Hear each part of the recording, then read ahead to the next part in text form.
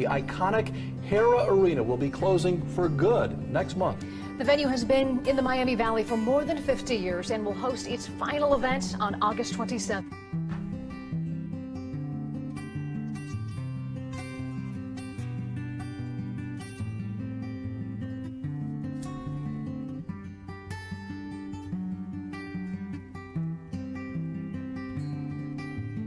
The last store left at the Salem Mall is in the process of closing tonight. As we told you earlier this week, Sears will shut its doors in January.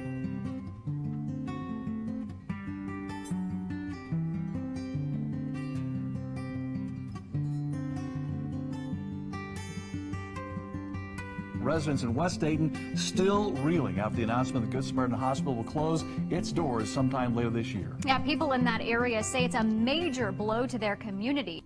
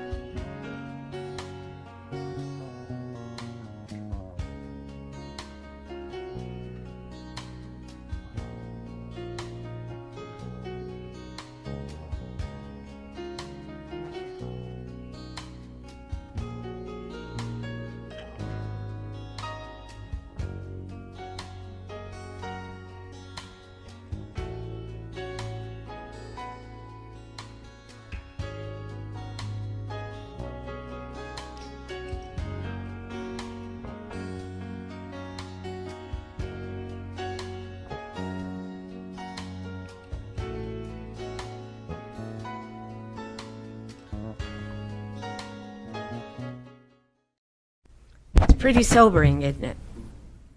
Here is a rendering of the emergency room expansion. We are adding 25 additional emergency beds to take us to 50, which is exactly what Good Sam had. We're very sorry that they're closing. They've taken great care of patients. So many have told us I was born there. So people are sad about losing Good Sam. But Grandview does want to step forward and try to meet those needs. Yeah.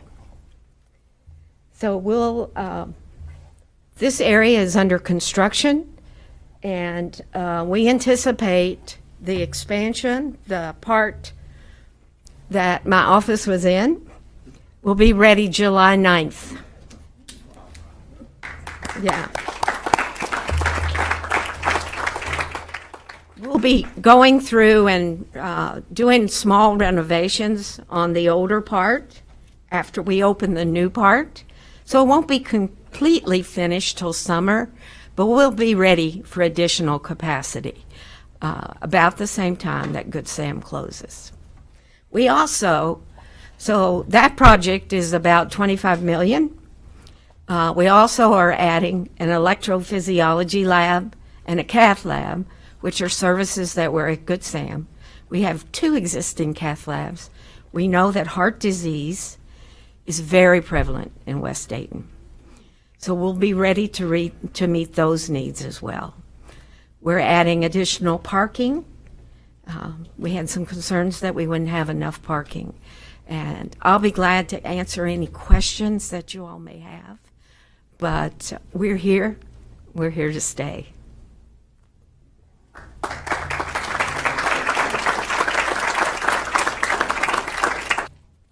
Hi, I'm Leela Klein. I'm the Executive Director of the Greater Dayton Union Co-op Initiative.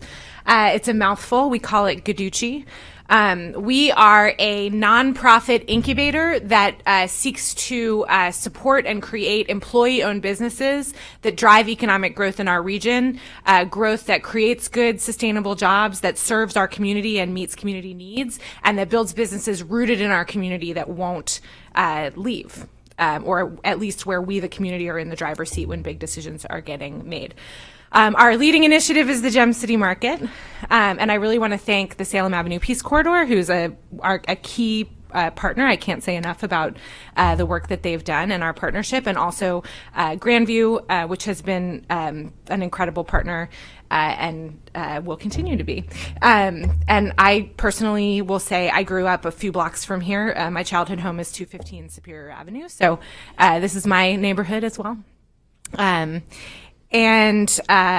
So how many of you, raise your hand if you are a Gem City Market member? All right, so fellow owners, if you're not a Gem City Market member, you can go here to, you can click on Become a Member, and it's so easy. Look at that. So quick updates on Gem City Market. So we are anticipating breaking ground. The location we just announced last month. It's 300 and 400 Salem Avenue. It's where the McAllister's property currently stands. Folks from the community often ask whether we will reuse McAllister's or tear it down, and the answer is that we don't know yet. We're working with architects and we're doing a feasibility study to determine what makes the most sense. We anticipate breaking ground by the end of this year. We hope that is our plan, and we have raised $1.76 million in capital towards renovation or building a new building. We have 1,300 members, just about almost 1,300 members, who own the grocery store. And we believe that community ownership is really important because, and I'm hoping this will be part of the conversation tonight. You know, we've talked a lot at Guiducci about you can invest in a place or you can invest in the people. And what we're trying to do is both. Because it's important, we think, that the people who live here, the people who are going to shop in the grocery store, the people who need food, the people who live in the food desert, need to be the people making the decisions. And so that's why cooperative ownership is important to us, and that's why we're going to be a co-op. If you haven't heard about us, we're going to be a 15,000 square foot grocery store, and we will serve a mix of primarily conventional, but some natural and organic food. And we hope to open our doors in late 2019. And I'll be here tonight to take questions if anyone has them.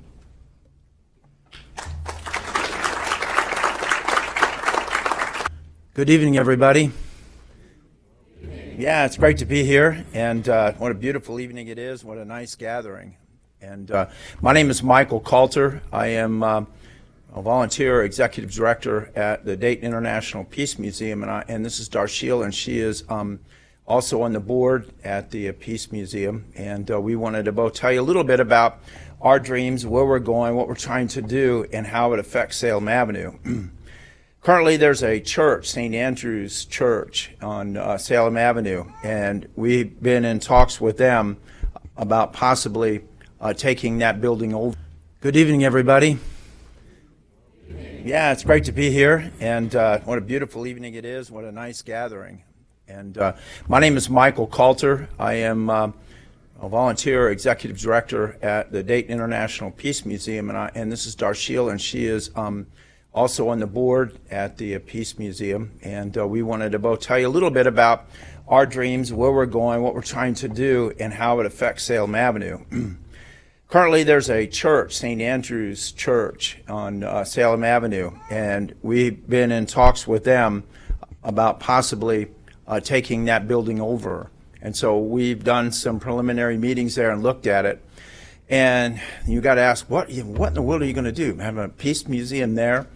No, actually, we have a really nice museum on Monument Avenue, 208 West Monument. If you haven't been there, has anybody been there? All right, great. And we're trying to reach out to the community more and make it more than just artifacts of peace, but actual a place for discussion, peace studies. We want to, and the reason we want this, would like to have this building, if everything works out, is to have peace studies there, maybe even a peace studies certification. And we'll bring in speakers, we think, from all over the world as could inform us even more on what's happening in other parts of the world. So I'm going to let Darshil talk a few minutes about how she sees things. And she's, by the way, I have lived in this area. I lived on Cambridge Avenue for a while, and I actually owned a manufacturing business in Dayton that I sold successfully right before everything crashed in 2008. So I'm really helpful. I'm really glad to be here to help with the Peace Museum. And I want to say for myself, I'm a former Peace Corps volunteer, and Darshila is with the AmeriCorps, which is a very important organization. It seems like Peace Corps gets all this, oh, you're so cool, you went overseas. But there's a lot of work done in this country by AmeriCorps people, a lot of important work. So with that, Darshila, please. Am I tall enough? Good evening, everybody. Yeah, so I just wanted to join in and add another perspective because, you know, on the board we all have diverse thoughts and opinions, as I'm sure many of your organizations do as well. And so, you know, for me personally, I just moved to this neighborhood. I live a block away from here. And for me, when I think of development, in my circles, development is usually a bad word. It usually means negative things for the people who currently live in that neighborhood, as I'm sure a lot of you know from some other examples in other cities of how, you know, displacement can occur. You know, people's cultures can kind of be shifted and pushed out of the neighborhood. And over-policing and criminalization of the current neighborhood and residents can happen. And so, you know, if the Peace Museum were to take on this new building, it would be really important for us and a priority for us to make sure that that doesn't happen and that we could operate in a way to be protective to the current residents and particularly working class families, families of color, immigrant and refugee families, those who are the most vulnerable to kind of high level development projects. So that's one of our priorities as the Peace Museum, being a peace museum, being people who are, you know, for peace and for equity as well.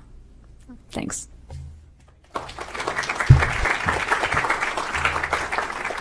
Thank you, Darshil. I guess before I sit down, I do want to tell you a little bit more vision of how we would use this building. I mentioned right now we are kind of outgrowing the Peace Museum.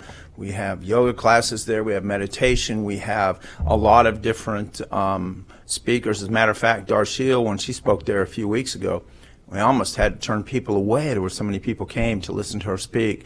And this is the kind of thing that we're doing. We are, you can actually check our website out and www.DaytonInternationalPeaceMuseum.com. And also, you'll hear our ads on WYSO all the time. But we want to be sure we have a place that the whole community can use. Currently, there's a food pantry there. There's a place where people can come and get clothing. And some of the people there from St. Andrews said, boy, we hope that you can continue doing that. We absolutely think that would be an important thing to do. But we would become, you know, non-church attached. We would just be the peace annex is our thought. So I want to make people feel comfortable. Not that they don't feel comfortable going to churches, but sometimes I think it's easier to go to a place that doesn't have that, you know, necessarily the religious connotation with it. But it's a beautiful place and very well maintained. We're excited about the possibility. And one further thing, too, there are other organizations in the community that need a place to meet now and then. They need a place. Gosh, I wish we could have our event somewhere right in this region. We want to be open to that, you know, be open to letting the community use that. So anyway, thanks for allowing us to come here to share how maybe we could do a little bit for the, you know, Salem Avenue Peace Corridor. How cool would it be to have a peace annex right there on Salem Avenue? So thank you so much.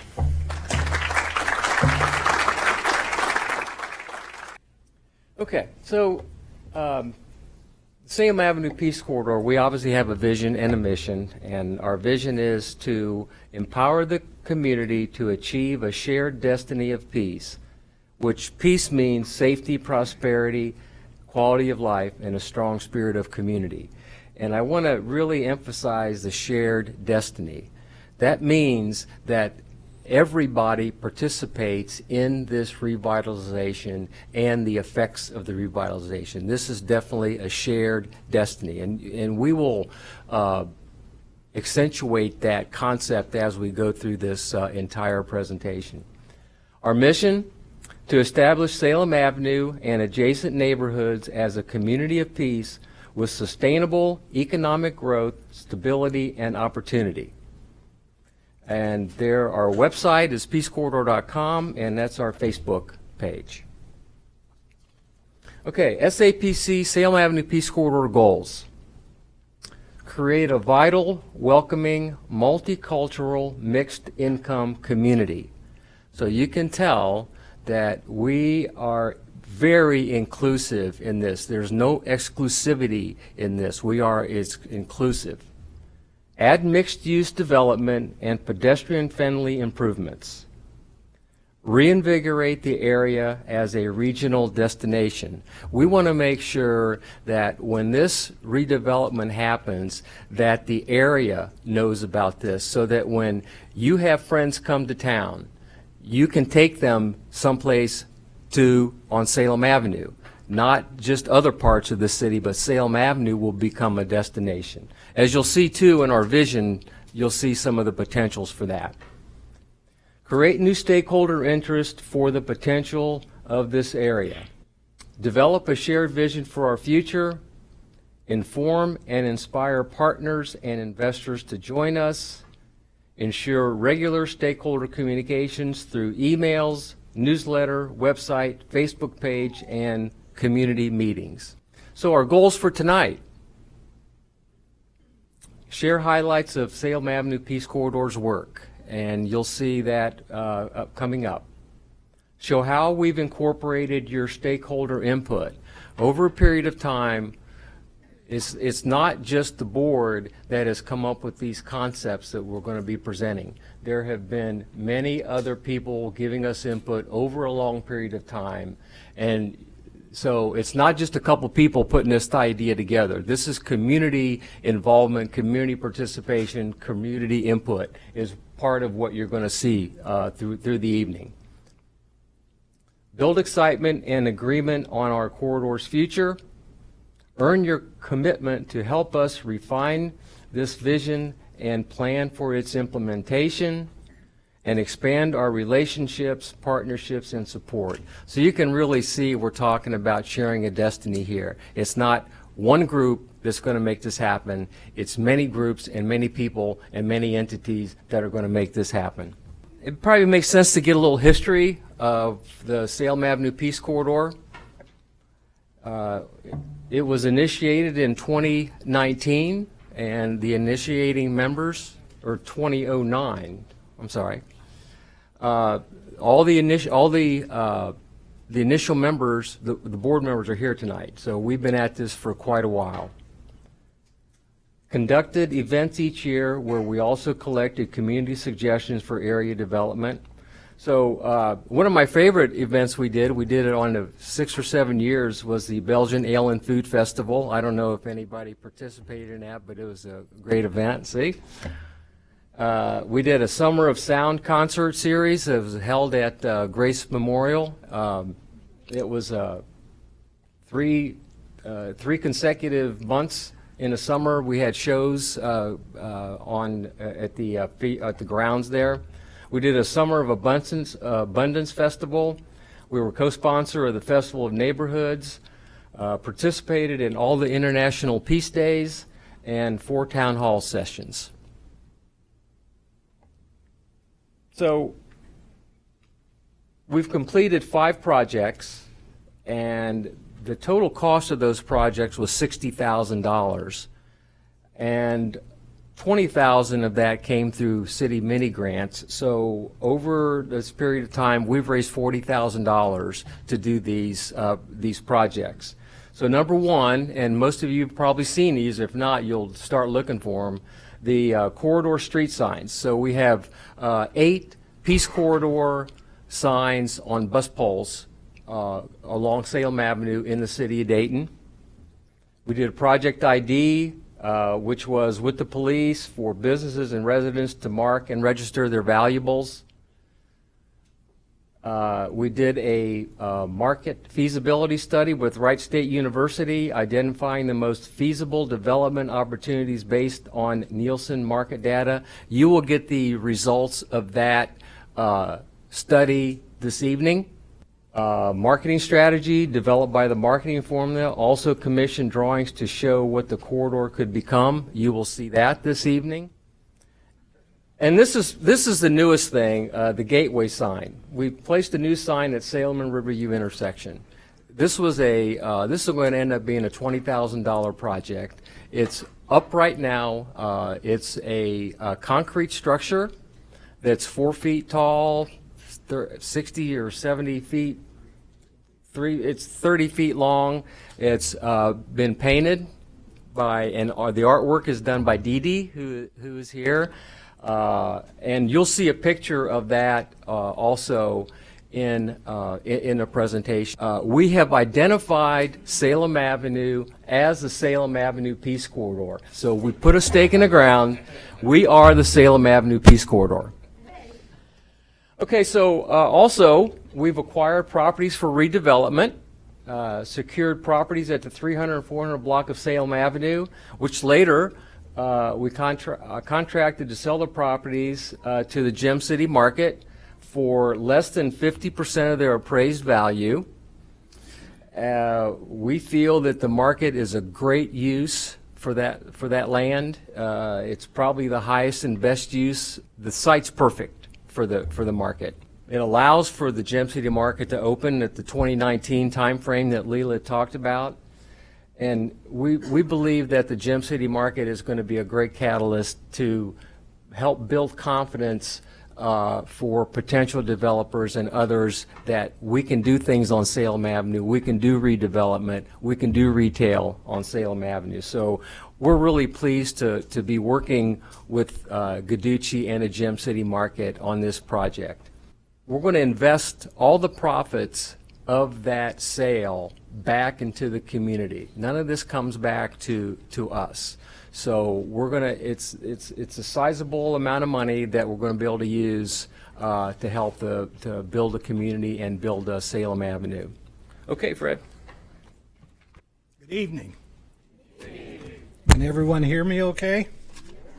What I want to do is, all too often we hear the horror stories and the losses in our community, disinvestment, and what I want to do tonight is talk a little bit about who we are, what we are, and the assets that we do have at our disposal.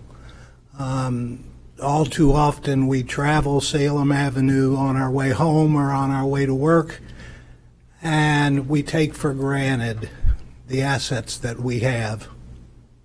We have a tendency to let people who are outside of our area, who don't know our area, tell us who we are and about our area. And we need to take control of our own community. So what I want to do is talk a little bit about the assets that we have in our community. We're calling that our value proposition. We have 25,000 cars a day that travel Salem Avenue. In addition to the residents that live along Salem Avenue, that live within a 1 mile or 3 mile radius of Salem Avenue, we have 25,000 other individuals who have the potential to bring dollars into our community. We offer public transportation to downtown. Most of us, many of us, are walking distance to downtown, certainly biking distance to downtown, and to even parts of the larger region. There are about 100,000 people who live within a 3 mile radius of Salem and Grand. Those people spend, on average, about $1.3 billion a year for goods and services. Many sites are available for development along Salem Avenue and the surrounding communities. Those sites are available at below market rate, and there's no reason, no good business reason why anyone wouldn't want to take advantage of this kind of an environment. Our area features parks and green spaces. We have the river at our doorstep. Look what the city has done with Riverscape. Why can't that extend beyond Riverscape and downtown and move right along the end of our neighborhoods? We have historic and unique housing that can satisfy a wide range of individual taste. Some of you know I've been with the City of Dayton Landmarks Commission for over 20 years now. We have 4 historic districts along Salem Avenue: Grafton Hill, Dayton View Historic, Kenilworth Historic, and Squirrel Forest Historic Districts. There are 11 neighborhoods in total. In addition to the 4 that we already have, there are 4 other ones that could easily qualify for a Department of the Interior's National Registry of Historic Places. The original fabric is still there. We have architectures that no one else in the city of Dayton has. We have a diversity of architectures that no one in the city of Dayton, no other community has available to it. The area incomes, if you listen and look at the Census Bureau, they do income averaging based on zip codes. I think most of you know the old saying, facts are our friends. We've looked at household incomes on a neighborhood by neighborhood basis, and we have higher incomes than the city's average income along Salem Avenue in many of our neighborhoods. So we do have disposable dollars available. We have significant cultural and community anchors, and we have examples like Grandview Hospital, the Miami Valley Golf Course. We have the Art Institute. We have the Masonic Center, probably one of the finest venues for special events in the state of Ohio. We have a variety of religious venues and churches. We're a bike or walk to downtown Dayton. We can walk to Riverscape. We have Fifth Third Field within walking distance. The new Levitt Pavilion will start operation in August. That's walking distance from us. We're right around the corner from a portion of Aviation Trail, right around the corner from the Wright Brothers Bike Shop. The Dunbar House Museum is right off of Paul Lawrence Dunbar Boulevard Avenue. The best asset we have are our neighbors, those that we can depend on and rely on.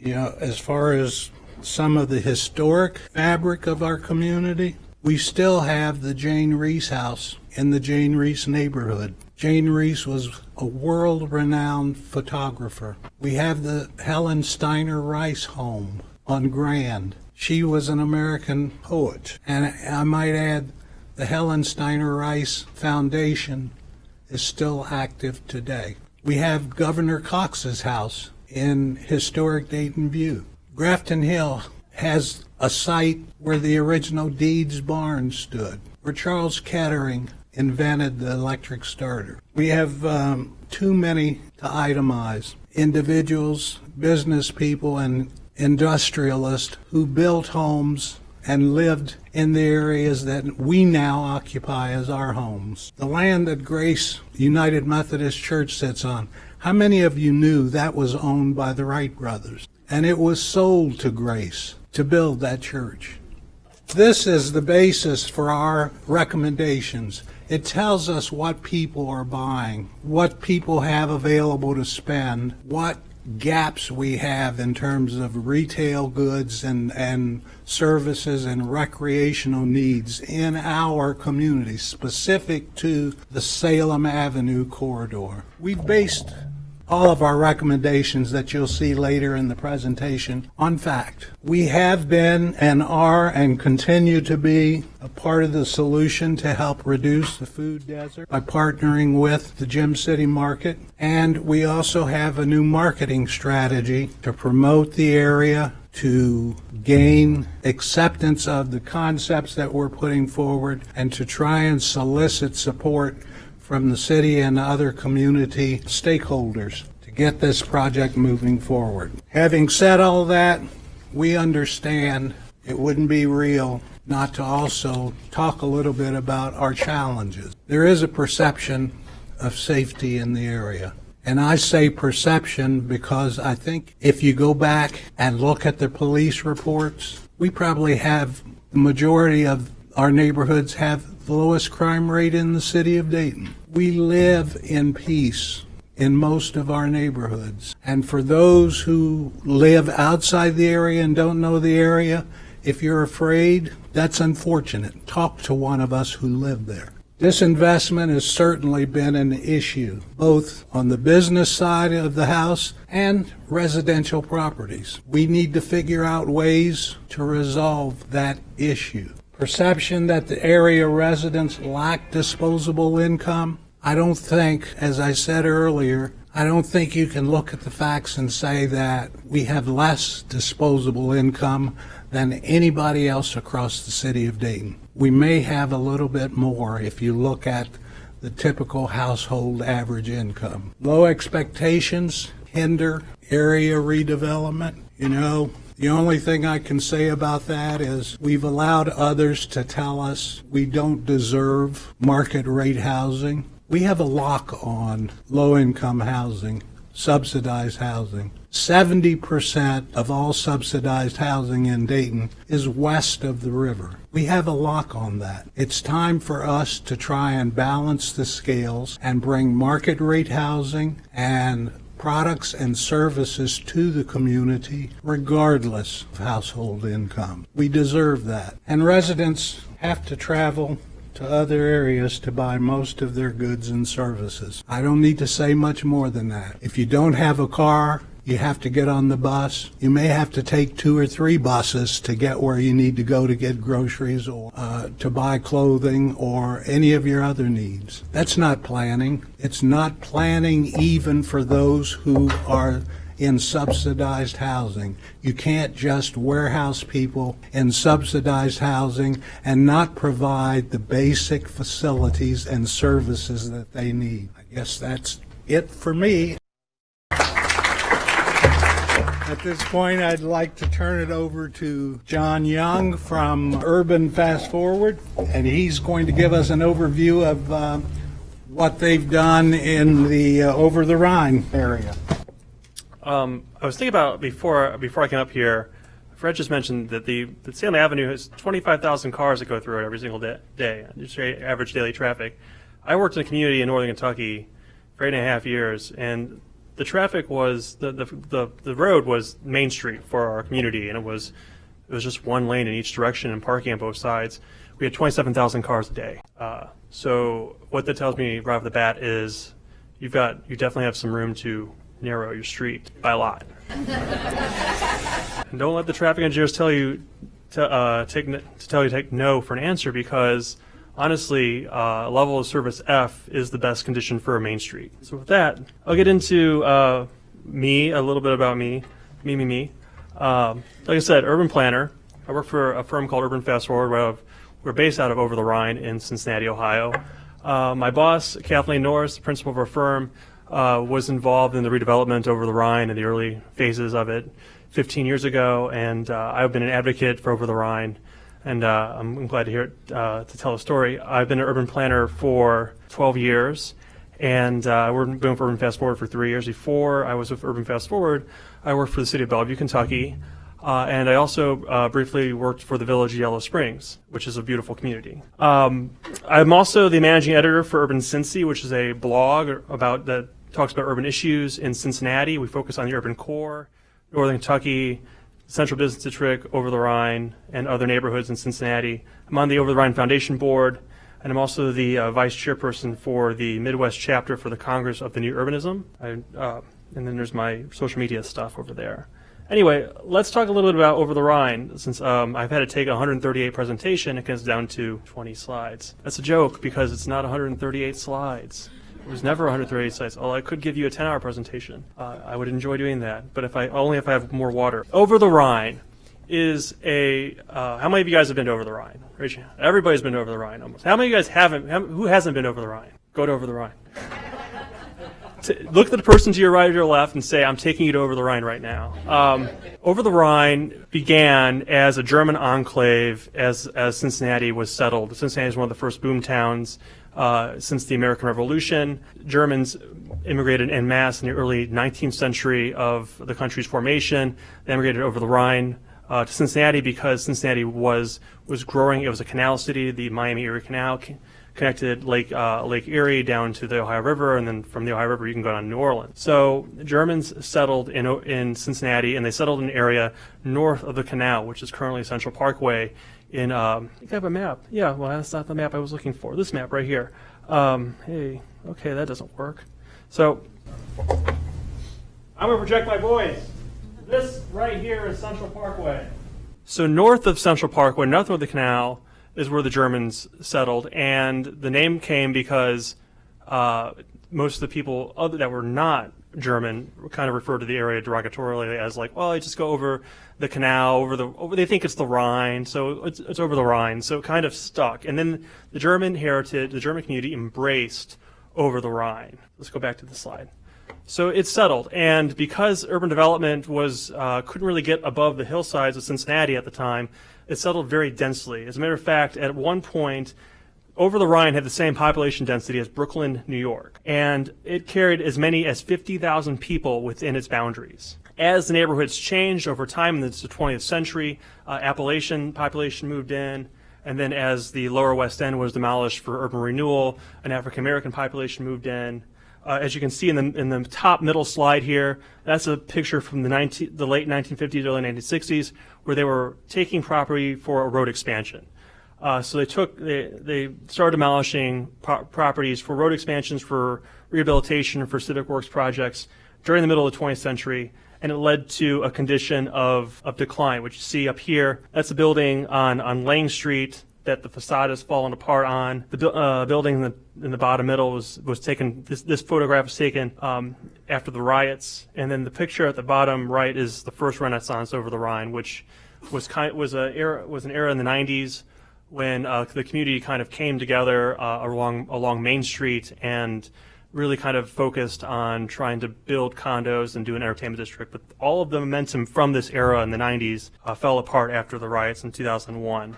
One of the other issues that happened over the Rhine is that the fabric on the left here, this is what the built fabric looked like in 1930, and then the fabric on the right is present day. Over the Rhine is the largest collection of Italianate German architecture in the United States of America, and more than half of it is gone already. So that's a bit the area. So the challenges. After the 2001 riots, we looked at 500 vacant buildings, 700 vacant lots, 1,600 vacant housing units, a poverty rate over 60%. A quarter of the neighborhood was unemployed. They had 23,000 police calls. There were almost 2,000 Part 1 crimes, predatory businesses, homelessness, vacant buildings falling apart. It was considered in the 2000s one of the most dangerous neighborhoods in the country. And although the blog I write for found the flaws in methodology on this report, the reputation stuck. No one ever went Over the Rhine. You always avoided Over the Rhine. I just saw a BuzzFeed article from 2013 about how people still avoid Over the Rhine. It was 2013. I mean, I was eating the Senate at the time. So what happened? After the riots, the city and the corporate community said, enough is enough. Procter & Gamble's president, A.G. Lafley, said, give me a city I can recruit to. We can't recruit talented individuals to our companies with this next door. Procter & Gamble said that, Macy's said that, Kroger said that. So they went to the city, and the city hired John Alschuler, who is the vision behind the Times Square in New York City from the 1990s. And they brought him around town and toured him around town. And he came up with a plan called the Center City Plan. And that plan focused on the creation of a public-private partnership called the Cincinnati Center City Development Corporation, or 3CDC. That corporation was formed in 2003. It was one of the first actions done by the city and the corporate community after the release of the plan, and it was funded by the corporate community and by the city. Its goals and objectives were to create great civic places, create high-density mixed-use development, preserve historic structures and improve streetscapes, and create diverse mixed-income neighborhoods supported by local businesses. One of the first things, so their founding leadership here is a list of the Fortune 500 and Fortune 1000 companies in Cincinnati at the time, a venerable who's who of the Cincinnati's corporate community and the city of Cincinnati. Their investment was through the Cincinnati Equity Fund and also through new markets. So they get new market tax credits.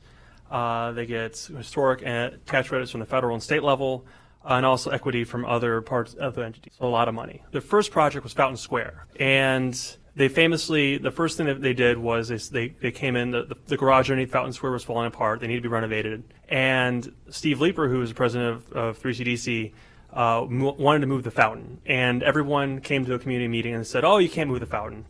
Why can't you move the fountain? Well, I won't be able to see it when I'm driving by. And Steve Leeper said, that's the point. We want you to get out of your car and come visit Fountain Square. And so they moved the fountain and they programmed the space. And this is from Procter & Gamble's attempt to create the world's largest salsa dance. But the constant programming created the activity and the catalytic development to restart the urban core. And so they took that vision to Over-the-Rhine. Over-the-Rhine, of course, is north of Central Parkway right here. And it's a crucial connector between the downtown area, which is the #1 employment center, and uptown, which is the second employment center. This is a slide about the urban population, which I talked about earlier. In 1890, Cincinnati had 36 breweries. We're getting back to that number. We may actually be pretty close to that number now. The first phase was going from Central Parkway up Vine Street to Liberty Street, which is the diagonal street up at the top of the left map here. The yellow is the first two phases of what 3CDC began to work on. And the reason for this was intentional. We needed to start at a crossroads, at an intersection, where we can have catalytic development. The city and 3CDC worked together on acquiring the properties. They shut down the convenience stores and existing retail over there. They shored up all the buildings, and then they developed a development strategy to help rehabilitate that intersection. So you look at 12th and Vine at 2006. It looked like this: boarded up buildings, no windows. Now it looks like this. Oops, sorry, it does. There was another slide. I claim errors. It does look like this in some parts of Over-the-Rhine. I'm not going to lie. Still today, it's the very edges. But it looked like this in 2006. Boarded up buildings. This was on the 1200 block of Vine Street. So you look at the building on the left, and that's the old Bank Cafe building. And then it became the Gateway Quarters real estate leasing office. And now it's Taste of Belgium. Duncanson Lofts used to have all this mess in here. Now it's a beautiful condominium units. The Bremen Lofts, which is the corner, which is on 12th Street, absolutely trashed on the inside, had a fire, restored. This is what I was going to do. This is what it looked like then. And then I go back. And now it looks like this. Ha! Thank you. I thought that was a little bit earlier. I have the same images there, which is completely renovated. So when combined with 3C's other projects, they have invested over $1.1 billion in the central business district. They've renovated 155 buildings. 52 buildings were built. They've restored over 15 acres. They've added about 1,500 residential units. And they've added 156 hotel rooms, 320 shelter beds. So they are working on low-income and affordable housing as well, and almost a million square feet of commercial space. They've built 4 garages in the neighborhood, and resulting over 4,000 parking spaces. So on the top left is a new office building that they've built at 15th and Vine. On the middle is Ziegler Park, which they renovated last year. To the top right here is Mercer Commons. And that building that's under construction there is Empower Market Media, which just moved in a couple months ago. They're working on developing a Kroger downtown grocery store. It's an 18-story building there at the bottom left. And then Washington Park was renovated in 2011, and that has proved to be a gigantic catalyst for the neighborhood. So how does this relate to Salem Avenue? And although the scales of both neighborhoods are completely different, Over-the-Rhine is a collection of tons of really old buildings. There are some great buildings in Salem Avenue, and Salem Avenue has amazing housing stock. I drove around the neighborhood, the corridor actually, right before I came here, and there's this beautiful street. I think I went the wrong way on it. Giant trees, beautiful houses, and so there's a lot of history and a lot of great things here, as the folks from the Salem Avenue Peace Corridor have explained earlier. So part of the lessons that you can translate from Over-the-Rhine is to build these partnerships between public and private entities, get stakeholders invested. It's really a partnership at the end of the day. Focus on one area at a time. Focus, to find a point where and say this is going to be where it is. And I don't know if it sounds like probably be where the Gem City market is. And then grow slowly and intentionally from there. Pick a direction and stick to it. And that's where the momentum will go. And make sure that you preserve and leverage your historic assets. You have a ton of great housing and a ton of great buildings still left on the corridor that can be real drivers of economic activity if they're restored. And the other thing is that site control is key. Oftentimes, if you own the site or if you have a partner that owns the site, you can get a lot of great stuff done. With that, I believe that's end of my presentation. I will answer any questions, I guess, during our Q&A, and I look forward to helping you guys out. So, thank you very much.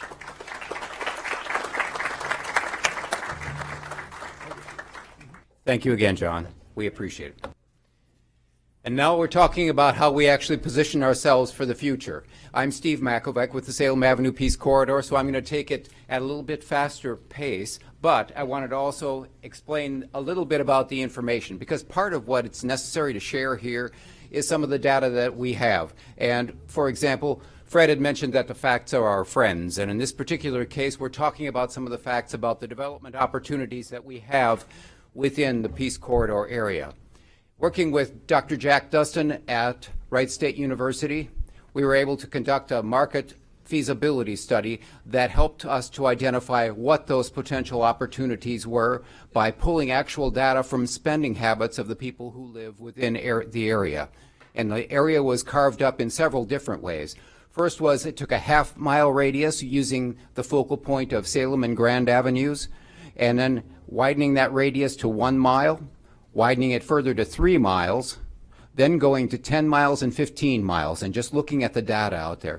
When you go 15 miles around, you're taking a large portion of Montgomery County, by the way, in this radius as well. So that gives you a sense of perspective. But when you come down to this, we decided it was extremely important to start at the 1 mile radius there. So looking at an area that's about 1 mile around the Salem and Grand Avenue area. We pulled the data of where the people are actually spending the money and pulled that through and identified then the difference between the supply and the demand.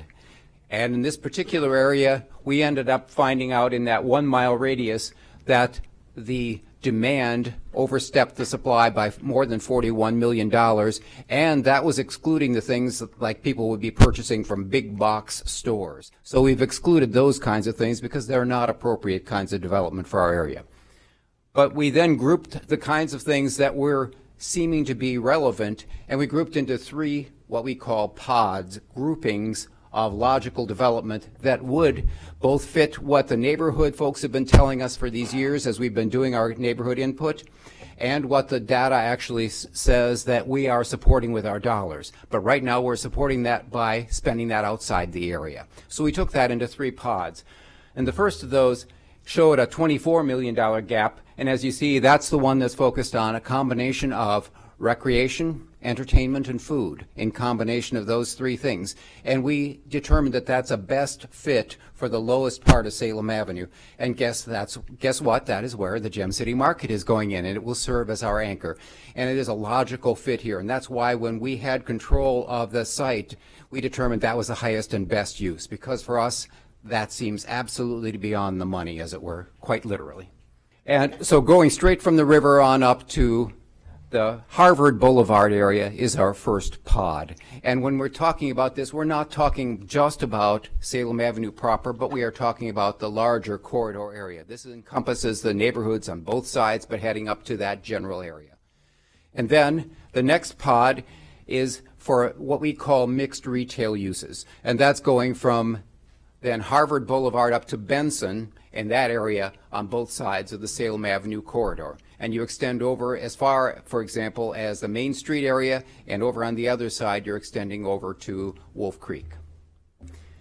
Then the third pod is what we had identified as the health and related services pod. And this was the one that is probably the most questionable in light of what is happening with the Good Samaritan Hospital planned closure here, because one of the things we'd initially counted on here was that, of course, Good Samaritan Hospital is an anchor for that area.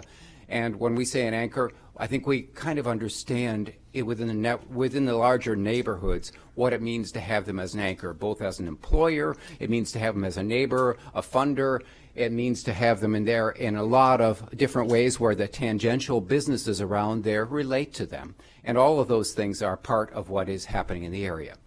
And I point that out because we initially identified as part of this study that there was a $2.8 million gap.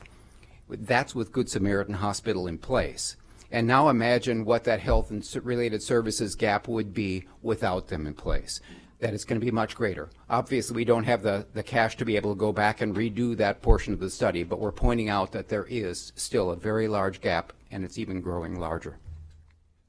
That is, again, as I mentioned, in the 1 mile radius. Then we also just said it's extremely important, first of all, going back to where John, for example, had just mentioned, starting small, starting in one specific spot, focusing on that and growing out from there. But bear in mind that we wanted to also use this as a visioning and a bit of excitement generating opportunity here. So part of what we're doing is to say, kind of imagine what the larger opportunity is out here by gathering some of the data that is available. And when I'm mentioning that, then you look at a 3 mile radius, and 3 miles from that center of Salem and Grand Avenue, and you have a pretty amazing amount of income that is being spent, again, outside of the area because there is not the supply of services and goods internal to that area. And this is hard market data from Nielsen data. And using the NAICS codes and everything was paired out and properly analyzed there to be able to really give this a good, secure understanding. The first of those pods then, when you take that back through to the recreational food and entertainment hub, if you had that pod responding to that, you look at the fact that within a 3 mile radius, that gap has widened tremendously. And now you have $136 million that is being spent outside of that 3 mile radius on those related functions. So just imagine if you made that a hub for some of the functions regionally, you could become that. Is it practical in the short term? No. But longer term, that is what the opportunity is really talked about at this point. The second pod that we had identified for the mixed retail uses balloons to $156 million in a 3 mile radius. And then the third of those pods, again, before Good Samaritan Hospital's loss is factored in here, is $8.6 million of gap. And now imagine what that is with the dropout of Good Samaritan Hospital, that there is a tremendous gap for health and related services. And by the way, I again salute Grandview Hospital and all of the work being done to be able to help step forward and try to welcome other people who have been served through the Good Samaritan ranks and continue to try to serve that need. And again, that's what a neighborhood anchor who's really committed to the area does, and we very much appreciate it. So thank you. So that's sort of a real quick view, and we have the market data that will share a little bit more about that. And now I'll quickly go on and allow us to then talk about the opportunity here to imagine a little bit further about what could happen in our area. And first of all, we obviously just stepped away from market data that really supports new development in our area. But now let's talk about what some of that stuff could be. And sometimes I know that I'm a person who doesn't automatically think what some of these things are until I have an image cast before me, and then I go, ooh, I could imagine that. I could imagine that in my area. I can see something else, and then it sparks me with some other ideas that are sort of related and tangential. And that's where we'd like to go now, because as part of this, we have also leveraged one of our grants, as Jewel had mentioned earlier, to generate a marketing strategy for the corridor.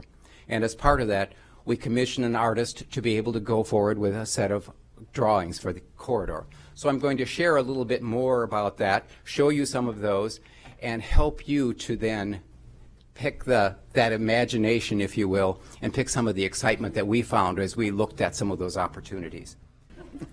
But the first of these is actually something that was on a board outside, a poster board outside of here, and it identifies some of those pods as well, and just visually shows with this as the spine of Salem Avenue going along through the area, and just visualizes a little bit about what those pod areas are like and where they reside on the Salem Avenue corridor. And again, the stats are on that. The next of these is looking in from what could be at the corner of Salem and Riverview Avenue.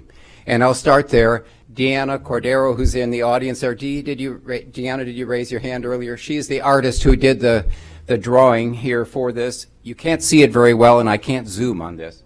But this is the sign as it's going to be. The letters are not on it yet, but the drawing above is an origami drawing that Deanna Cordero designed and painted just last week as well. So we're really excited about that, and it helps to create some of that. So thank you.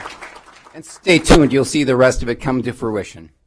But what I'm going to highlight here is that there are a few things on this that you may want to just glance at. Even such a bold idea of what would it look like if you put a hotel here in Lower Salem Avenue. And on the other side, what would you think if a change in the future of the site happened over here, and suddenly there's a brewery and a little eatery here along that section of it, and suddenly you have an infill, and then another block and a half down you have the Gem City Market in place already, kind of out of sight here, but they're adding some density, adding some urban feel, and just getting an idea of what it would look like if you then replaced some of the fabric with some things that are really wonderful infill that fit some of our ideas of what the pod concept could be. And this is, again, there's no prescription on this. There is no plan in place for this. This is intended to spark the excitement and to get a sense of what could be for our area. And that's all it's really intended to do for this purpose. And then these are the 5 drawings that we had commissioned through a combination of student and teacher at Sinclair Community College. A bike path, and there is one scheduled right now to come down through the area. And what you see is that this is an envisioning of what that bike path could look like, with some good planters right next to it at the edge of Salem Avenue, then adding a little bit of brickwork off on the side, and you'll see that theme reflected in the next as well. And this is a little skate park. Now, could you imagine if this was down at the Macintosh Park, for example, at the southern end, or even along the way on Salem Avenue, someplace where there's green space at this point in time? It became a recreational gathering place for the area. So just another opportunity for this to happen in our Salem Avenue community. And this is an initial conception that we had for the old McAllister's site, as you would recognize it. And remember that at the time when we started the acquisition of these properties, we did not envision that the Gem City Market would be coming to this area. So this tells you, again, this is not a plan. This is a conceptualization of what could be. So look at that and imagine that if that was a little corner brewery, for example, or a nice little combination of businesses that reflected the needs of the larger area.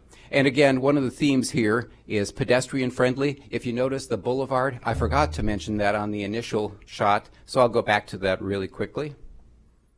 There, that was it. If you see the boulevard down the center of Salem Avenue, it's our proposal that it actually continue right down to Salem and Riverview, that it would be boulevarded in addition to doing the bike path, because it suddenly breaks the rhythm, it changes the entire character of Lower Salem Avenue, makes it friendly, and when you do the crosswalks, it's something where I'd feel invited to come and cross and stay or to pass through and feel safe as well.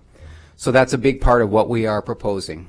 Now I'll go forward with the second last, the Gem City Market, and a little conceptualization about what that could look like. And again, this is not a plan, and it has not been endorsed by the Gem City Market as their plan for what it's going to look like. This is simply an artist's rendering, again, of what it could look like. A couple of things about this. You see, again, the same themes that we had before, where you have the median or the boulevard in the center of the street. You have what we envision to be a concrete stamped walkway that just looks like a bigger brick type, but it gives a clear pedestrian friendly nature of the area.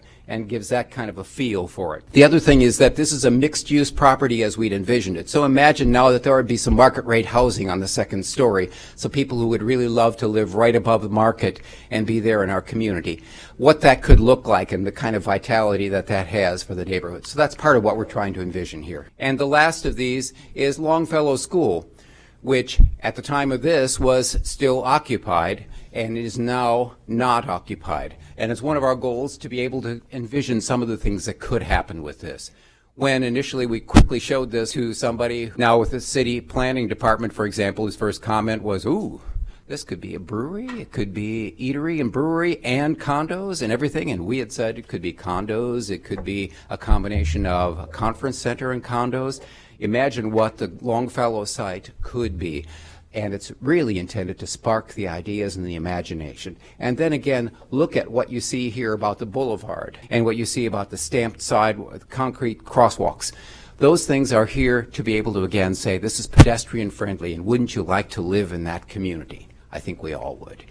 And with that, now I'm going to turn it over to Bob Parks, who joined us on this particular venture to help us develop the marketing strategy for the Peace Corridor. And Bob is the president of the marketing formula. So Bob, thanks.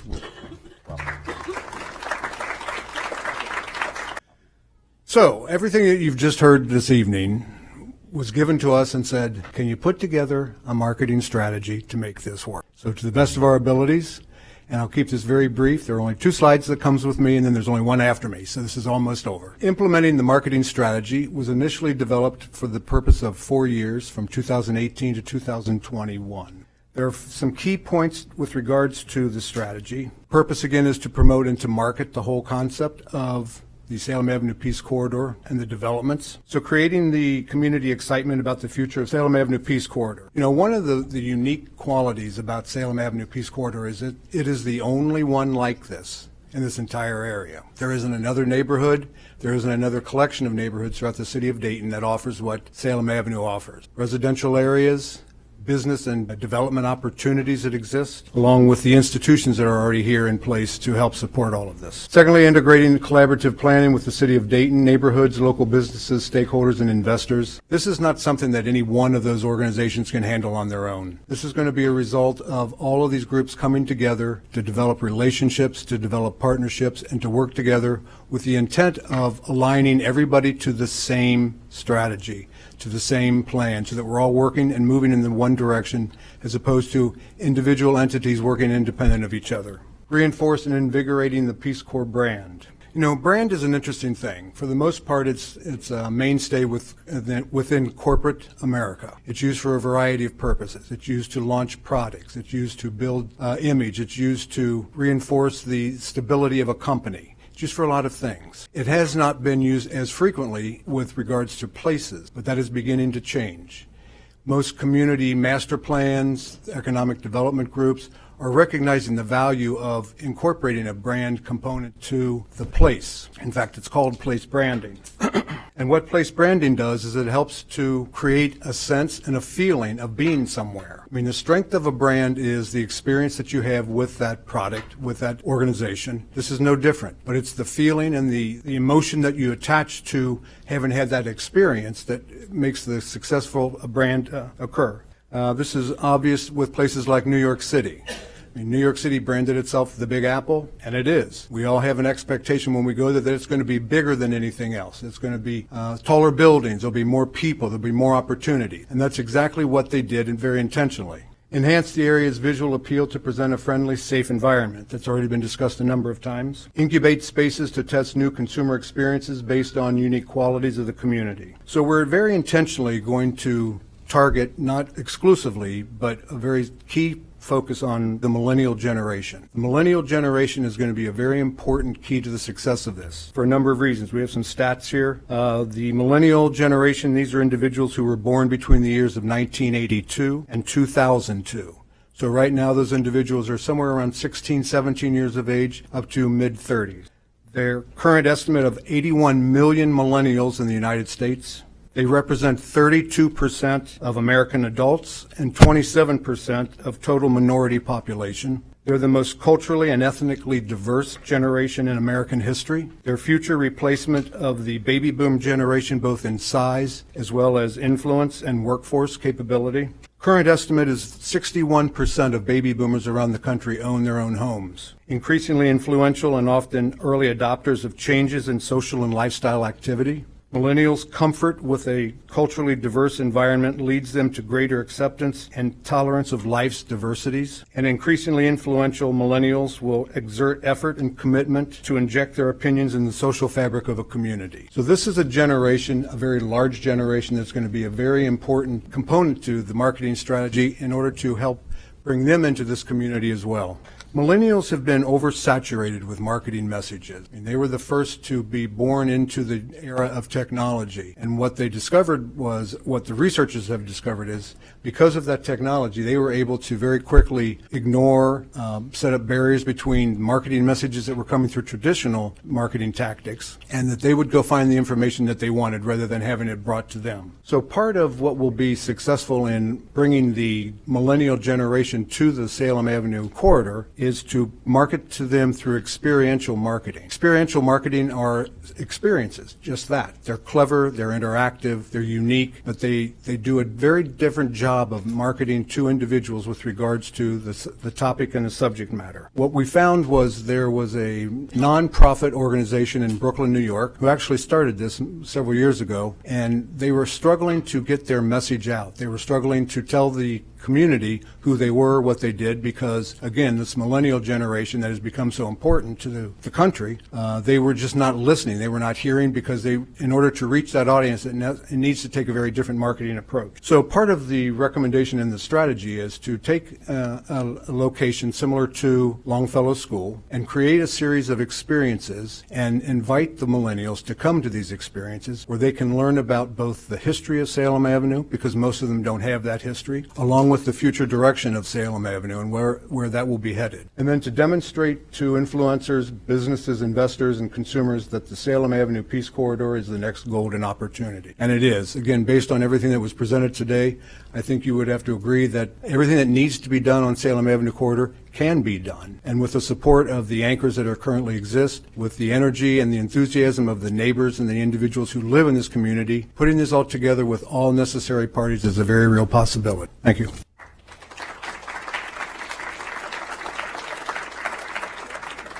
As everybody, so what do we do next, right? What are key steps to things that we need to follow up from today's meeting?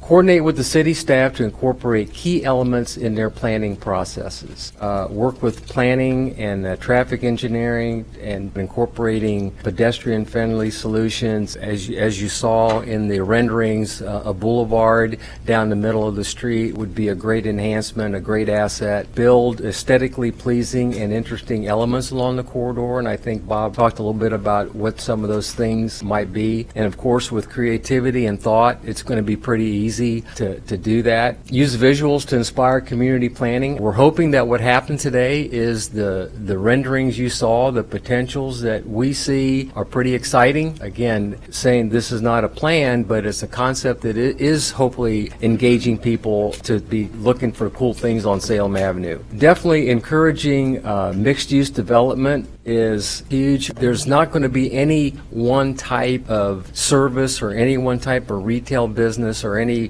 one type of anything that's going to work. We need a mixed-use plan, housing, offices, retail spaces, so forth. Sponsor new market rate housing to build the area's long-term vitality. You heard what Fred talked about. We really have the majority of low-income housing here. We don't really, I don't think there's much more room for that. We need to enhance with market rate, and I know for a fact, I'm a property manager, that we can do market rate housing. We've rehabbed many units in this area, and the rents are market rents, and they get rented quickly. So I have experience. Again, we're talking about facts here. We're not talking about want to think. We're thinking things. We're, thinking things can happen. We know they can happen. Extend connections to downtown and its revitalization. It's obvious that where we are positioned to be an enhancement to downtown. We can make two things be more than two. We can make it 3 by connecting downtown and the Peace Corridor. Cultivate neighborhood and community partnerships. That's what we're trying to do tonight. We know, again, that not any one entity is going to make this happen. It's going to be a collaboration, a cooperation between entities, community. Follow up with the attendees. We need to let you know where we are on our progress, and encourage business expansion with developers in the city and investors. These are the things that we have to do next to make this reality. And I have to be really honest and clear about one thing. There are no more theys here. It is not going to be any more they are going to do it. We are the theys. Trust me, this is not going to happen. This is not going to happen unless we all do this together. That's a fact, because there's nobody, okay, that's working on this project, and if this drops now, it's not going to happen for a long time. It's not going to happen in my lifetime. I know that. So this is our chance. You remember Dr. John's song, if I don't do it, somebody else will? Well, if we don't do it, it won't happen. It's not going to happen. We have to do this together. I'm going to open it up for the Q&A, and hopefully that what happens is that as you ask questions, if you have questions, that you might want to indicate your potential of your willingness to work with us, okay, in this planning process and figure out how we're going to move this thing forward. So we're open for Q&A. Yeah, they're going to be on our website soon, peacecorridor.com. Yes. Hi, I'm Leela. I would like to help you develop a worker and consumer-owned grocery store on the Salem Avenue corridor. And I just want to mention another asset, I think, that's coming, which is the Hope Center for Families. And on the Salem Avenue corridor is going to be providing high-quality, affordable childcare and pediatric care, and also access to some workforce development. So it's a multi-generational strategy. It's great. The folks are in the room, so I don't mean to steal their thunder, but I feel like that should be mentioned.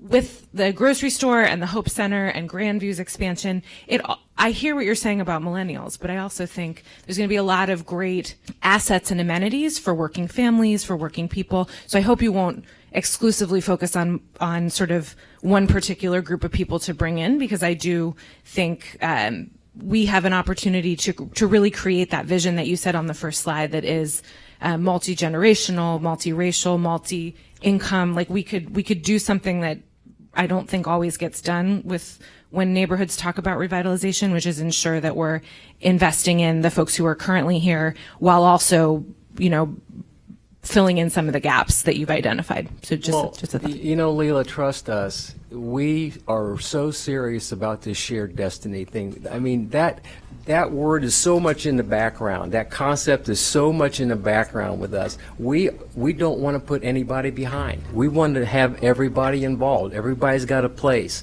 And we're committed to making that part of this. That's what's going to make this such a unique project, because it's going to be so community-minded. Everybody's a player. Oh, thanks for volunteering. And I'm writing it down. I'm writing your name down. This question goes towards the gentleman from Urban Fast Forward and hinges off of Leela's question, or comment there. In the 90s, I'm sure no one ever thought that Over-the-Rhine would experience anything of gentrification. People would say that's never going to happen there. So what are some of the lessons that Over-the-Rhine can share with the Peace Corridor in regards to, hey, be mindful of this so that you do have this mixed income, you don't worry about those pressures so much? John? That's an excellent question. And there's a whole other half of my presentation that I didn't get to present about some of the work that I've been doing at the OTR Foundation, which has been in existence since the 90s. And they were founded as an outgrowth of the OTR Chamber with a mission to basically preserve the assets of the historic fabric of the community. But as the community has revitalized since the 90s and moved forward, we have been wrestling with the balance that needs to take place in order to kind of create a diverse and mixed neighborhood and prevent kind of negative effects of gentrification. So we've looked further into how do we is it becoming too much of a business, of an entertainment district and less of a neighborhood? How do we fix that? How do we tell the stories of the community? And how do we kind of work on developing a better perception of the community? And getting back to the 90s era and then looking at it from there, I think the lessons that I could maybe guide you towards is the pre-3CDC revitalization era, which was the 90s, which was focused on this movement of Digital Rhine, which was trying to create Over-the-Rhine as a tech hub. There was a brewery in Over-the-Rhine, which is now where the Art Academy is. There were entertainment bars, and there was a sense that there was this renovation and this energy that was emerging organically. And it was really just people who saw this as a place that was worth saving and worth people like you, like us, as Jules says, we. So believing in a neighborhood and so that is the first seed of that, and then the other stuff needs to come around that and help a neighborhood grow. So does that answer your question? Okay, thank you. I just wanted to say that I would be happy to work with you all, and I would be honored to. I think you've done great work. Thank you much, Daryl, and we appreciate your comment, and we'll have your phone ready. My name is John Ettinger with Grafton Hill Neighborhood, and I just wanted to say that we definitely support everything that you're doing and look forward to learning more about how we can partner with that, with you guys, and appreciate all that you've done already. Okay, so thank great. you. Thank you very much. Hey, Joel. Hi, Kevin. My name is Kevin Gray. My question is for John. How do we, one of the concerns with gentrification can be that there's a huge pouring of outside investment that doesn't really understand, that's a money grab, essentially. So how do we make sure that we balance local investment with outside investment? Let me just stay up here for a second. That's a good question. One of the things that, so my firm works in several neighborhoods that are not over the Rhine as well. And to some degree, we kind of feel that, we look at Salem Avenue and we feel that Salem Avenue actually fits in with some of the other neighborhoods that we worked with. And one of those neighborhoods is called College Hill in Cincinnati. And one of the thing that we've always been very intentional about is how do you balance outside investment with also internal organic investment.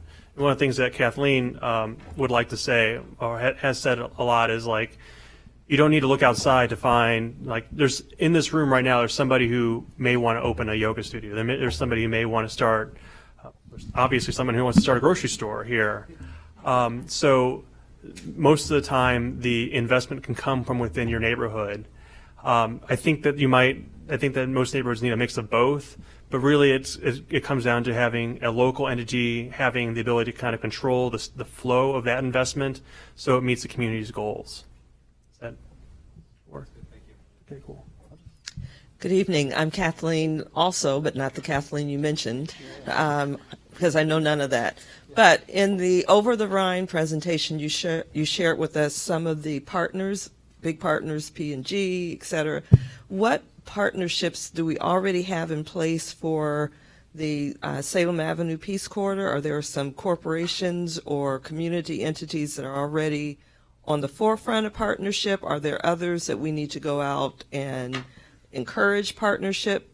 Basically, can you tell us some of those community partner anchors that might be available for us? And yes, I'll help.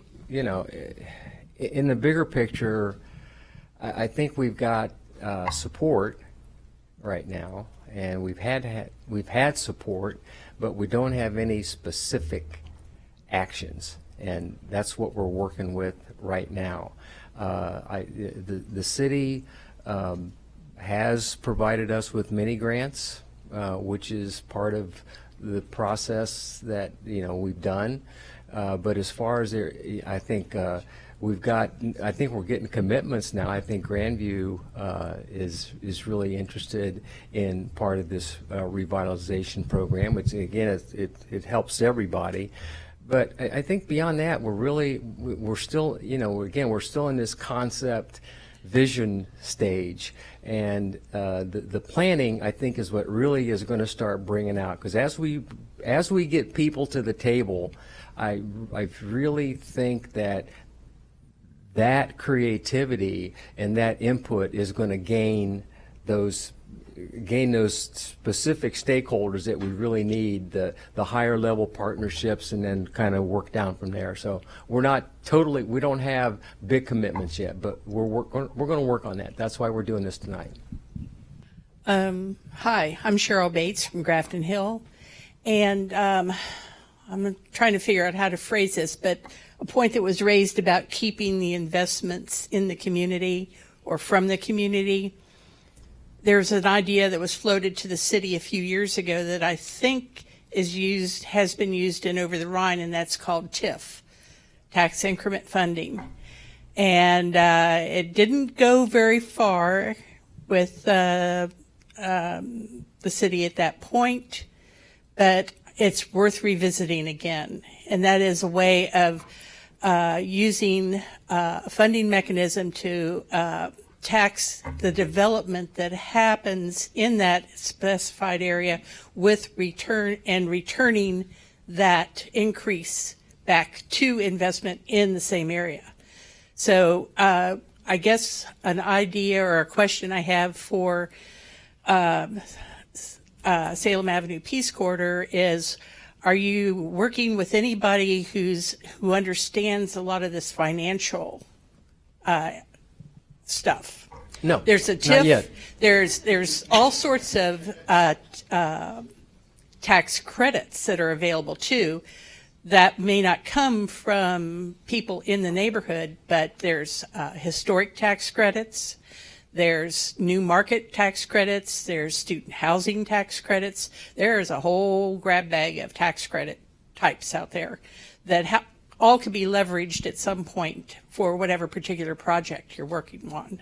Well, those are the tools that we don't know enough about those tools right now, and that's again the whole idea of having people coming to the table that we can work on this together and find out more about those. How do we implement them? Who can help us do those things? That's exactly where we're going. So you're going to be a great source for that. No, I'm not an expert on them, but I do know of their existence and how some of them work.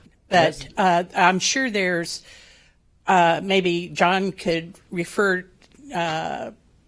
us, to somebody who might be able to start pointing us in the right direction and planning for that. Yeah, we work with developers that utilize new market tax credits and those other packages as well. And the one thing that I do want to point out, which seems to be like a buzz thing in the economic development sphere, is opportunity zones. So I'm not sure exactly what the outlay of it is in Dayton, but state census tracts that have a LMI of a certain percentage are referred to the state to be approved as an opportunity zone, and if the state approves that, then a community development organization can actually leverage some level of financing from private investments in the opportunity zone census tract area. So I'll look at the map and double check to make sure you guys are in it, but we do have, that's a potential funding source. TIF is a huge funding source. Over-the-Rhine has 3 TIF districts. Most of the public streetscaping is financed through TIF districts in Over-the-Rhine. Part of the streetcar was constructed out of TIF financing. And I think Cincinnati just got awarded $150 million. Maybe it's $25 million. They were awarded a huge allotment. I don't remember the exact number of new market tax credits through Cincinnati Development Fund. So we'll take it. Yeah, I'll ask Jeannie if she can share something. No, I got it. Okay. Hello. Speaking of to the table, and I know you specifically said that you've talked to the community, how have you specifically been accessing everybody in this community? It's one thing where, there's people who have the knowledge or have businesses. What about just when we say the general public in our community that we don't see as much? How are we accessing those individuals to find out what the needs are? What they would like to see, what they think would benefit the community as a whole? Well, actually, we have done that on several occasions, and we have had great input from people directly living here. In fact, one of the things we did is, this was at the neighborhood festival, is that we had a map of Salem Avenue, and we had Post-its, and we had 35 or 40 people who attended this. Well, there were more than that, but that's how many people responded. We said, write down what you want on Salem Avenue and where you want it. And they put these stickies, okay, along different places on Salem Avenue where they wanted different retail, food, services. So that was one thing that we did. And two, we've asked people at other town halls and other situations, what do you want? And so we have verbalized, so we have the records of those verbalizations. So we have asked people for what they want. But even the bigger side is that this feasibility study showed us in dollars, okay, where people are going outside of this area for these specific retail and other services. So we've heard what people said, and we've seen the facts about where people are going to spend their money. And a lot of it is not here. Perfect. I had one second thing. And about the power of some of the young people, and I'm not even talking about the millennials. I'm talking about the children in this community, especially when we consider some of these schools are closing, but and what they're doing with some of the schools, but really accessing some of the young people and helping. How are they also being added to a part of this project? Well, we hope that there's somebody that represents them too. I mean, again, the Peace Corridor can't do the representation, right? We need somebody to come aboard. We need the Dayton Public Schools. We need the library. We need people to come aboard to say, okay, don't forget this group too, because we can't think of everything. 3 people cannot have the answer to all the questions. Impossible. That's why we need more people. Right. Great. Thank you. And I'm willing to help. I think it's my turn. Karen DeMasi with Citywide Development. Yeah, great presentation. I just wanted to talk about development finance, the tax credits that came up. So Citywide does do development finance. We have gotten 3 allocations of new market tax credits, $71 million. We're working with Gem City, Omega, a couple other people in Dayton. This is a tool to generate equity for development. The shorthand is you really need 80% of the other funds, but it's a great tool. I'm writing the next application right now. It's due in 3 weeks, so we all keep our fingers crossed. We're also CDFI, so we are more than willing to help on any development to learn about these tools, because that's part of what our role is, to try to bring other money to Dayton. Just 2 other things I want to mention. I think you have a real opportunity on your visioning. The city, through the engineering department, has gone after funding to begin to rebuild Salem Avenue. The engineers and the planning department always involve residents in these discussions, and I believe, I don't want to put the city on a spot, but is Keith here? Is the first phase funded, Keith? So that is a tremendous opportunity, because a lot of times this is how we get stuff done, right? We can leverage the infrastructure. It doesn't have to be rebuild the road exactly as it is. And so I think that, working in partnership, perhaps you can raise other money where you can add some art and you could add different kinds of landscaping. So that's a real thing that's going to happen and could be really important. The other thing that I've been spending a lot of time thinking about, and I don't have the answer, but I think is really interesting about affordable housing and worrying about gentrification, is that a lot of cities are looking at, can we adopt a policy around development at the front end where we're requiring a percentage of affordability. So a lot of times when development happens, these developers need something from the city, right? Planning or zoning, or sometimes they want financial help. And so some cities are looking at, okay, could we set a policy that says for every 100 units you build, 15% or 20% need to be affordable. So they're trying to get ahead of it at the front end through policy. And so that when development is happening, it's just part of how we do business in Dayton. So this is starting to happen a lot in the Midwest cities are looking at this. So this could be something, a different issue to look at, and not just for this part of Dayton, but even downtown and other places. Thanks, Karen, for your input and help down the road. I think Citywide is a perfect fit for us. and for the community. So we'll look forward to working with you.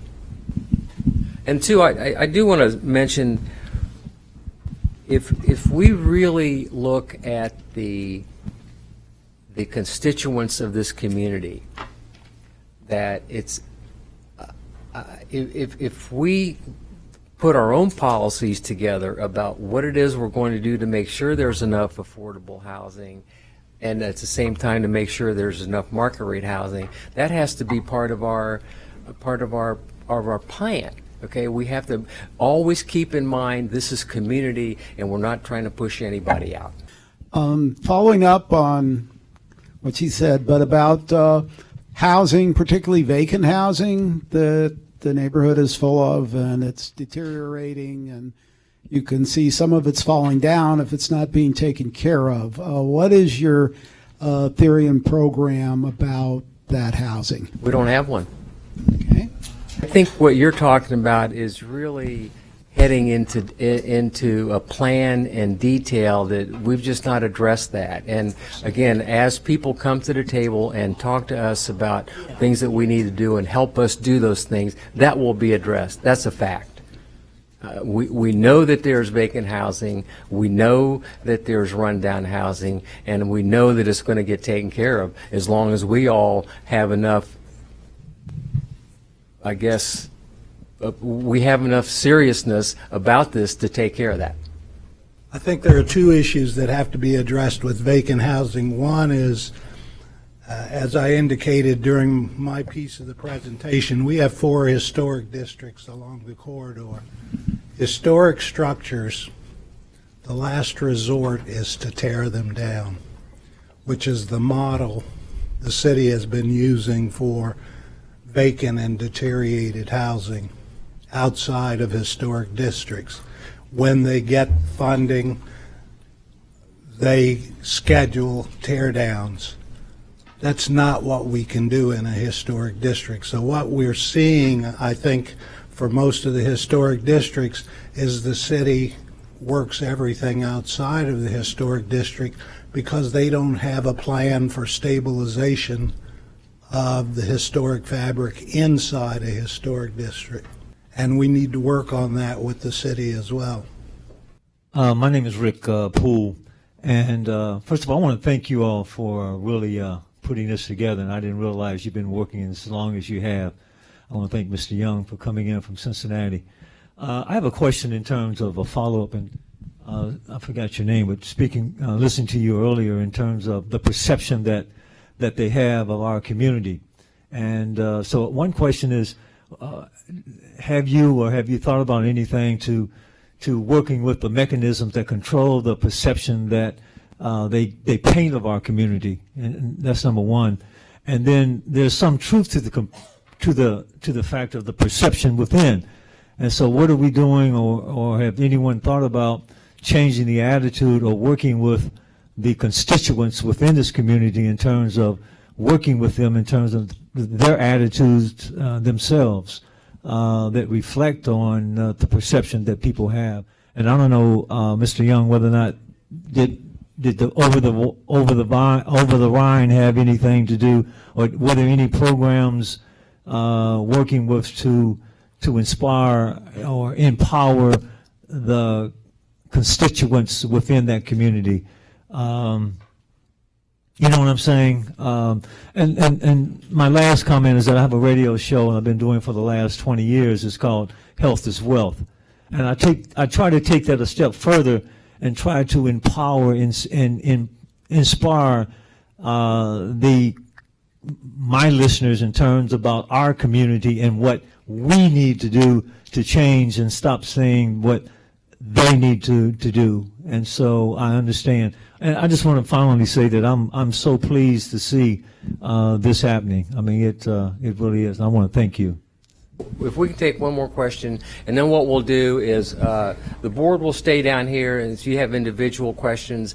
And I knew sometimes people are kind of shy about talking, so if we'll be up here that if you want to be a player and part of this process, come up afterwards and let us know. Jerry? I'm not shy about talking, but when my core temperature drops below 60 degrees and I have to go to the bathroom, it's really hard for me to speak. And I've solved I've solved the second of those problems. My name's Jerry Brunswick. I'm with the Dayton Montgomery County Port Authority, and I thought I should speak up because 3 of my board members are here this evening, Rick and Liz Blattner and MJ Miller from CareSource and Thompson Hine, respectively. And in response to Cheryl's point, I would just say, as Karen knows, those tools, TIF, historic tax credits, new market tax credits, those are not esoteric things that are someplace 50 miles down the road. They're here, that expertise in this community. We have great stuff happening with Gem City Market. We've got tremendous assets in the community, one of which is Miami Valley Golf Club, of which Bud and I are members, and I was talking to John Lumpkin this morning. It's a tremendous asset in this community. Good Sam's, Premier's decision that Good Sam's should be, needs to be shut down and in their opinion bulldozed, which I think is a questionable conclusion, is a real opportunity for this community to do what it hasn't done yet. Jewel, you've mentioned it several times. It's planned seriously and systematically about the future of Salem Avenue, from Riverview all the way out to Hillcrest, to Miami Valley, at least. And only when you do that can you then start realistically talking about employing those kind of tools, Cheryl, to make things happen in the community. And there are TIFs in Dayton right now. There are TIFs downtown. There are TIFs around the community. There are TIFs in Cincinnati. Our board has participated in financing some of those. We'd be happy to be involved in more when they make sense. They always have to make sense. It's one of those things that sounds great. The devil's always in the details. And I think that's what a serious planning process would enable you to do, is to get into those details. Well, I'm glad we're on the same page, understanding we need a plan first. Absolutely. Once the plan happens, we can start putting dollars to the plan, and the dollars will come once the plan's together. Great opportunities and assets to build on. Right. And Gem City Market should not be happening in a vacuum. Right, exactly. Okay. Thanks, everybody. We really appreciate your being here. And there are blown-up renderings out there to look at. Was on a preview.